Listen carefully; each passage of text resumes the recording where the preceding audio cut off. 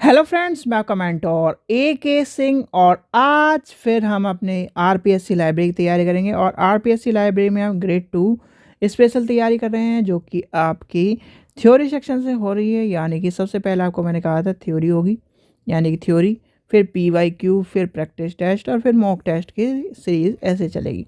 तो समय व्यर्थ न करते हुए आज का सेक्शन हम देखते हैं, यानी कि आज का जो टॉपिक है वो देखते हैं। और जिस भी स्टूडेंट को पीडीएफ चाहिए, यानी पीडीएफ क्या है, मॉक टेस्ट के आपको पीडीएफ में कहाँ मिलेंगे, वो मिलेंगे आपको टेलीग्राम चैनल पर। जिसे भी प्रीवियस ईयर चाहिए यूजीसी नेट का, वो मात्र 100 रुपये में ले सकता है हमारे चैनल से। तो उसके लिए आपको क्या करना है, आपको लिंक डिस्क्रिप्शन में दिया है, वहाँ पर हिंदी और इंग्लिश में जिसमें भी चाहिए वो ले सकता है। और यूट्यूब चैनल को सब्सक्राइब करके रखना है, जिससे आपको इस तरह के वीडियो मिलते रहे और आपकी तैयारी बेहतर चलती रहे। तो समय व्यर्थ न करते हुए आज का टॉपिक चलते हैं। आज का टॉपिक क्या है हमारा, डिलीवरी। एक मिनट, ठीक है। Delivery, DELIVERY, delivery of book act. और आपके सारे के सारे टॉपिक क्या चल रहे हैं, सिलेबस वाइज चल रहे हैं। एक टॉपिक मैंने छोड़ रखा है, टॉपिक नंबर 2, वो आपकी कहीं ना कहीं बहुत, यानी 10-15 टॉपिक के बाद सारी चीज़ जब कवर हो जाएंगी, तब आपको बताना और इंटरकनेक्टेड करना सब सही रहेगा, इसलिए मैंने वो छोड़ रखा है। ठीक है, चलिए सबसे पहली बात आती है डिलीवरी बुक एक्ट की ज़रूरत और इसकी महत्वता लाइब्रेरी साइंस में, या लाइब्रेरियन को या लाइब्रेरी को क्यों पढ़ी। आप ये सोचो भाई, कोई भी चीज़ ऐसे तो बनती नहीं है। यानी कि आपका नाम, यानी कि मेरा नाम मान लीजिए आशीष है जैसे, ठीक है, आशीष है। तो मेरा नाम मेरे या तो माता पिता ने रखा होगा, या फिर किसी ने रखा होगा। या जैसे आपका किसी का नाम राम है, या किसी का नाम श्याम है, तो किसी का नाम श्याम जो रखा है, राम जो रखा है, मेरा नाम आशीष है, तो कहीं ना कहीं से तो वो रखा है, कहीं ना कहीं से तो कहीं आया है। तो और उसकी इम्पोर्टेंस भी है। ठीक है, तो ऐसे ही हर टॉपिक के पीछे एक इम्पोर्टेंस होती है, हर चीज़ की ज़रूरत होती है। जैसे क्या है, हमारा भारतीय संविधान है, डिलीवरी बुक एक्ट है, ठीक है, और इंटेलेक्चुअल प्रॉपर्टी एक्ट हैं, सारे के सारे कॉपीराइट एक्ट है। तो उसकी ज़रूरत पड़ी तभी तो वो चीज़ें आई हैं। तो ऐसे ही डिलीवरी बुक एक्ट की क्या ज़रूरत पड़ी ऐसी, जो कहीं ना कहीं आपको या फिर हमें इसको लाने की ज़रूरत पड़ी। भाई देखो, मान के चलो आप हो इंडिया, यानी कि इंडिया के एक व्यक्ति हो, यानी कि भारत का एक व्यक्ति हो। ठीक है, आप तो भारत के हो, आपको भारत के बारे में मैक्सिमम मान के चलते हैं, चलो 50% पता है। ठीक है, अब कोई आ रहा है USA से आ रहा है, UK से आ रहा है, ठीक है, अब उसे चाहिए, यानी कि उसे भारत के बारे में जानना है। ठीक है, सीधे सीधे मान के चलते हैं, वो कहाँ जाएगा, सेंट्रल लाइब्रेरी में, नेशनल लाइब्रेरी में, ठीक है, या फिर किसी व्यक्ति के पास जाएगा। अब मान लो चलो आप 50% वाले हो, आपको 1970 की क्या है, इन 1970 की बायोग्राफी बनानी है।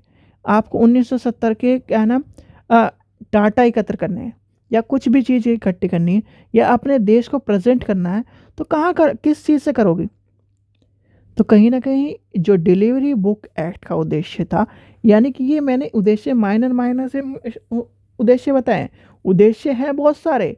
तो कहीं ना कहीं जो डिलीवरी बुक एक्ट था, डिलीवरी बुक एक्ट इस उद्देश्य से बनाया गया, जो भी किताब छपेगी, जो भी क्या है मैगज़ीन छपेगी, जो भी चीज़ें कहीं ना कहीं लाइब्रेरी के लिए, यानी कि एक प्रिंटेड मुद्रित होगी, वो कहीं ना कहीं 4 लाइब्रेरी में जाएगी। पहले तो 3 ही थी, 4, अब मान लीजिए 4 लाइब्रेरी में जाएगी। और 4 लाइब्रेरी में इसीलिए इसका डिलीवरी बुक एक्ट नाम रखा गया। डिलीवरी बुक एक्ट आता है आपका, सबसे पहले आता है, आपसे क्वेश्चन पूछा जाता है कि आया कब। तो आपका डिलीवरी बुक एक्ट आया कब, तो ये आया था आपका 1954 में। और इसी के 2 साल बाद, यानी कि मात्र 2 साल बाद इसको क्या कर दिया गया, रिवाइज कर दिया गया 1956 में। यानी कि रिवाइज आपको मैं अभी लिखवा देता हूँ, रिवाइज कर दिया गया। और रिवाइज कैसे कैसे हुआ आपको ये बता देते हैं, यानी कि कैसे कैसे, यानी कि आपको समझ में, क्वेश्चन, पहला क्वेश्चन आपसे पूछा जाता है, ये आपसे पूछा गया डिलीवरी बुक एक्ट संशोधन यानी कि कब हुआ, तो आपको लिख देना ये। ठीक है, चलिए यहाँ तक की कहानी समझ में आ गई। अब डिलीवरी बुक एक्ट का क्या मतलब है, क्यों इसे क्या इतना झोल लगाया गया, इतनी सब चीज़ें लगाएगी, तो ये भी पता होना चाहिए। भैया डिलीवरी बुक एक्ट का कहना है कि जो 4 यानी कि कोई भी क्या है, इस अधिनियम में भारत के किसी भी प्रकाशन को, यानी कि जो भी किताब प्रकाशित हो रही है उसकी 4 प्रतियां 4 लाइब्रेरी में भेजनी आवश्यक हैं। यानी कि उसको क्या करना है, 4 प्रतियां 4 लाइब्रेरी में भेजनी जरूरी हैं। और 4 यानी कि 4 कॉपी इन 4 लाइब्रेरी। ठीक है, 4 लाइब्रेरी में भेजनी जरूरी है। अब 4 वो लाइब्रेरी कैसे कैसे हैं, अब 4 लाइब्रेरी आपको ऐसे बताऊंगा कि आपको जिंदगी भर याद रहेंगी। यानी कि एक माता पिता के 3 संतान हुई, ठीक है, एक माता पिता के 3 संतान हुई, उनके पास थी क्या थी, यानी कि मान लीजिए 4, हाँ चलिए एग्जैक्ट सही बैठ जाएगा, एग्जाम्पल भी सही बैठ जाएगा। तो यानी कि एक माता पिता के 4 संतान थी, यानी कि ये फादर, ये मदर, आपको एग्जाम्पल के लिए बता रहा हूँ मैं, फिर आपको चीज़ें। तो 4 संतान थी, 1 2 3, 4 में से 3 पहले हो गई। इनके पास था यानी कि 4 बीघे का खेत था। ठीक है, इन माता पिता ने क्या करा, 1-1 बीघा सबको दे दिया, 1-1 बीघा सबको खेत दे दिया, 1 बीघा अपने पास रख लिया। फिर क्या हुआ, फिर इन कुछ वर्षों बाद एक और बच्चा हुआ। ठीक है, तो अब क्या करा इन्होंने, क्या करा, अगर हम इसे ये दे देंगे तो क्या होगा, हम अकेले हो जाएंगे। तो कुछ वर्षों तक यानी कि इन्होंने ये कर दिया कि हमारी मृत्यु के बाद, या फिर हमारी, जैसे कह रहे थे ना कि मेरी मृत्यु के बाद इसके पास चले जाएगा, या फिर, तो इन्होंने कहा कि कुछ टाइम बाद इसे भी क्या, एक बीघा दे दिया। तो यानी कि 4 बीघा, यानी कि चारों क्या हो गए, एक ही फैमिली के 4 कनेक्शन हो गए, और ये क्या हो गया, पूरा का पूरा रोल हो गया। यानी कि ये कहानी समझ गए। अब 4 कहानी, इस कहानी में हमें क्या, जो 4 भाई हैं और 4 लाइब्रेरी हैं वो कैसे कैसे हैं। सबसे नंबर 1 आती है आपकी एशियाटिक सोसाइटी मुंबई, जो कि आपकी 1804 की है। ठीक है, और इसे क्या है, दर्जा कब मिला, यानी कि आपकी, चलो हिंदी में लिख देता हूँ,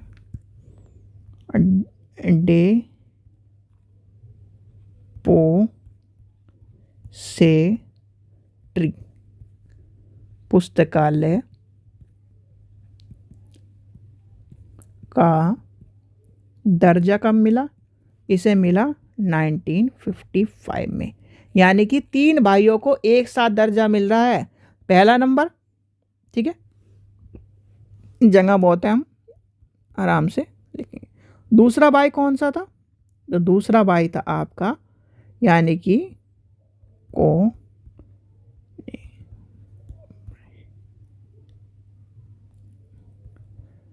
पुस्तक पब्लिक लाइब्रेरी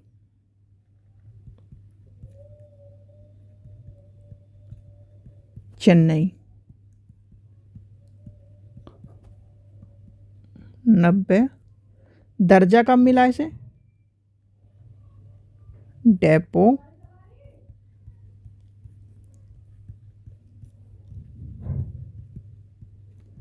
पुस्तकालय का दर्जा कब मिला इसे भी 1955 में। तीसरा कौन है आपका, तीसरा भाई कौन था, तीसरा भाई था कोलकाता वाला, राष्ट्रीय पुस्तकालय कोलकाता। ठीक है, यह आया था 48 में। ठीक है, और इसे का दर्जा कब मिला? इसे मिला था आपका डेपोसेटरी पुस्तकालय का दर्जा मिला 1955 में। और अगर किसी बच्चे को क्या है, थ्योरी सेक्शन भी क्या है यानी और बेहतर समझना है, आप इंग्लिश वाले बच्चे इग्नू की किताब से, हिंदी वाले बच्चे यानी कि यूपी राष्ट्रीय टंडन ओपन यूनिवर्सिटी किताब से या वर्धमान की किताब से आप नोट्स पढ़ सकते हैं। और वो किताब क्या है मैंने देखी नहीं, क्योंकि यानी इग्नू की तो सबसे बेटर है, फिर राष्ट्रीय टंडन और वर्धमान की सबसे सही किताबें हैं जहाँ पर आपको सारे टॉपिक्स मिल जाएंगे। ठीक है, अब आते हैं यानी कि तीनों भाई क्या है, तीनों भाइयों को एक साथ हमने कर दिया जी। और आसानी से समझने के लिए अंग्रेजों ने राज कहाँ कहाँ किया भाई? मुंबई, चेन्नई और कलकत्ता पे राज किया था सबसे पहले। तो ये याद कर लेना, ये आपकी डिलीवरी बुक एक्ट की जो 3 लाइब्रेरी हैं वही हैं। फिर क्या है, कहाँ पर आया जी, कहाँ पर बनाया जी आपका पार्लियामेंट, कहाँ पर बनाया आपका क्या राष्ट्रपति भवन, कहाँ पर बनाया? तो आपको बस थोड़ा सा ये मान के चलना, अंग्रेजों ने कहाँ कब्जा किया, अंग्रेजों ने कहाँ पे अपनी कोठियाँ बनाई। कोठियाँ मतलब फैक्ट्री है, जिसे हम यानी हिस्ट्री में क्या कहते हैं, कोठियाँ। तो कहाँ पर बनाई थी? दिल्ली, या दिल्ली में तो बस एक तरह से वो उनका घर मान लो। तो मुंबई में बसाया क्योंकि वहाँ पे पोर्ट थे, चेन्नई में बसाया वहाँ पर पोर्ट थे, कलकत्ता में बसाया पोर्ट थे। तो यानी कि वहीं पर आपकी लाइब्रेरी बनी। भैया आप ये बताओ, घर यानी कि आपका घर यानी कि घर है यहाँ पर, आप ये थोड़ी कि क्या नाम वहाँ पे जाके पार्किंग बनाओगे 10 किलोमीटर दूर। तो वही है, पार्किंग की सुविधा भी तो वहीं होनी चाहिए। उनके लिए पार्किंग क्या थी? पोर्ट ही तो थे उनके लिए पार्किंग। तो मुंबई, चेन्नई और कलकत्ता क्या हो गए, इनके पोर्ट हो गए। तो इसलिए कहीं ना कहीं डिलीवरी बुक एक्ट के अंदर जो सबसे पहले आए थे वो आए थे। अब जो चौथा भाई था, सबसे छोटा भाई था, उसे क्या मिला? दिल्ली पब्लिक लाइब्रेरी जो कब आई थी आपकी 51 में। ठीक है, और इसे दर्जा कब मिला? यानी कि इसे मिला था डेपोसेटरी पुस्तकालय का दर्जा मिला था 1982 में। तो ये आपको पता होना चाहिए। यहाँ तक की कहानी सबको समझ में आ गई। अब आते हैं और कहानी, थोड़ा सा आगे बढ़ते हैं हम। अब कहानी यानी कि यहाँ तक कि आपको कहानी जब समझ में आ गई तो एक और कहानी क्वेश्चन पूछा जाता है, सबसे मोस्ट इम्पोर्टेंट। अब ये बताओ, मुझे 4 कॉपियाँ तो दोगे आप, यानी कि डेपोजिटरी लाइब्रेरी में 4 कॉपियाँ तो दोगे, समय भी निर्धारित होगा कुछ। अब समय क्या निर्धारित करा गया? समय निर्धारित किया गया जी, भारत में कोई भी यानी कि जो प्रकाशन होगा वो 4 पुस्तकें 4 डेपोजिटरी लाइब्रेरी में भेजेगा। और उसका समय था, यानी कि भेजने का समय, भेजने का समय 30 दिन तय किया गया। ठीक है, यानी कि 30 दिन के अंदर आपको भेज देनी है। ठीक है, मैंने किताब छापी तो मुझे 4 डेपोजिटरी लाइब्रेरी में अपने पैसों से, जिसे कहते हैं अपना पैसा, अपने पैसों से प्रकाशक जो होगा तो उसे क्या करना पड़ेगा, वो 4 लाइब्रेरी में भेजना पड़ेगा। 4 लाइब्रेरी कौन कौन सी है, कहाँ कहाँ बसे थे, यानी कि कहाँ कहाँ पोर्ट्स हैं? कलकत्ता में पोर्ट है, मुंबई में पोर्ट है, चेन्नई में पोर्ट है। और जो सारी की सारी ऑफिशियल बिल्डिंग हुई थी क्या यानी अंग्रेजों ने बसाई थी, वो कहाँ पे बसाई थी हमारे? वो बसाई थी दिल्ली में। तो क्या हो गया, दिल्ली में। इसलिए कहीं ना कहीं छोटे भाई को क्या मिला, सबसे ज़्यादा चीज़ मिली, माता पिता का प्यार मिला और सारी ज़्यादा, यानी कि पोर्ट क्या हो गया, यानी कि पार्किंग वहाँ हो गई, कोठियाँ फैक्ट्रियाँ वहाँ लग गई, और यहाँ पर क्या हो गया, एडमिनिस्ट्रेशन बिल्डिंग हो गई। तो कहीं ना कहीं इस चीज़ का छोटे भाई ने फ़ायदा उठा लिया। यानी कि एक तरह से आपको इस तरह से समझना पड़ेगा। कहते हैं ना, जैसे जीके में क्या होता है ट्रिक होती है, इस तरह से हमें क्या है लाइब्रेरी में ट्रिक को यूज़ करना पड़ेगा। आपको मैंने क्या बताया 1956 में, यानी कि 1954 में आया। अब संशोधन क्या हुआ था 1956 में, जो 2 साल यानी कि इतनी एकदम क्या हो गई बात आ गई, जो संशोधन की जरूरत पड़ेगी भैया 1956 में क्या हुआ था, 1956 में क्या करा गया था, संशोधन क्या किया में संशोधन किया और इसमें क्या करा गया, इसमें बुक्स के साथ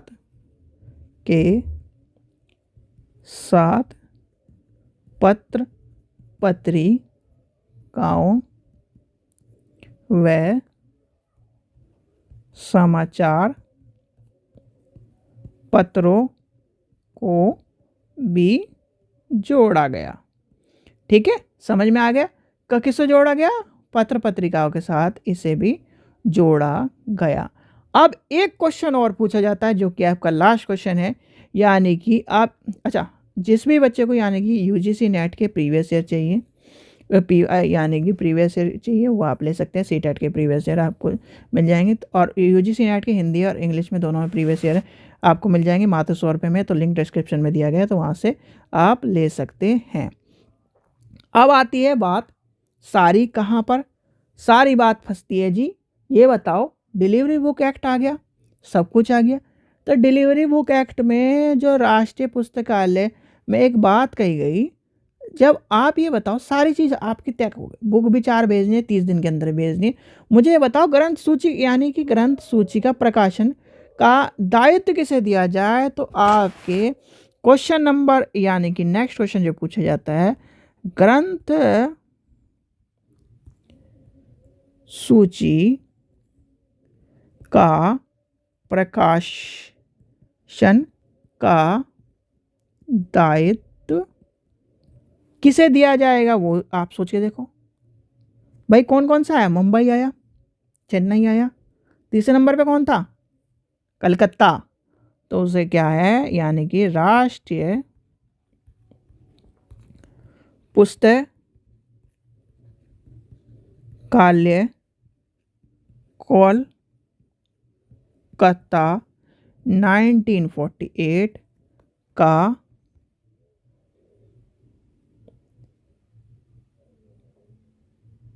अच्छा सॉरी को दिया गया, ठीक है। अब ये सी चीज़ समझ में आ गई, यहाँ तक की बात समझ में आ गई।